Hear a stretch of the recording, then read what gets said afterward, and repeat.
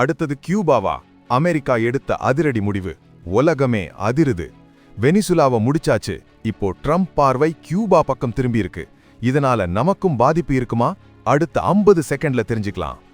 இப்போதான் அமெரிக்க படைகள் வெனிசுலா அதிபர் மதுரோவை கைது பண்ணி வெளியேத்துனாங்க. அந்த சூடு தணியறதுக்குள்ள ட்ரம்ப் இப்போ கியூபா மேல நேஷனல் எமர்ஜென்சி அறிவிச்சிருக்காரு. ஆனா இது வெறும் எமர்ஜென்சி மட்டும் இல்ல.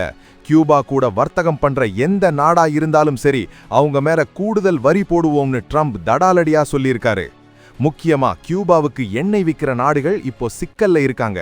ரஷ்யா, சீனா, ஈரான் கூட கியூபா நெருக்கமா இருக்கிறது தான் அமெரிக்காவோட இந்த கோபத்துக்கு முக்கிய காரணம்.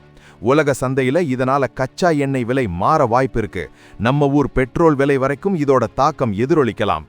ஏற்கனவே கியூபால 20 மணி நேரம் மின்வெட்டு, சாப்பாட்டுக்கு கஷ்டம்னு மக்கள் தவிச்சிட்டு இருக்காங்க.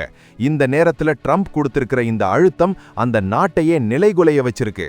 இது மிருகத்தனமான ஆக்கிரமிப்புன்னு கியூபா அமைச்சர் கொந்தளிச்சிருக்காரு.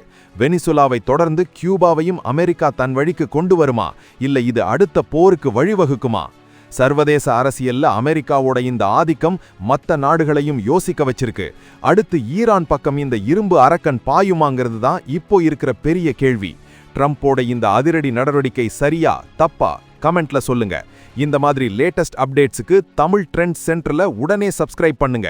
ஏன்னா அடுத்தது கியூபாவா?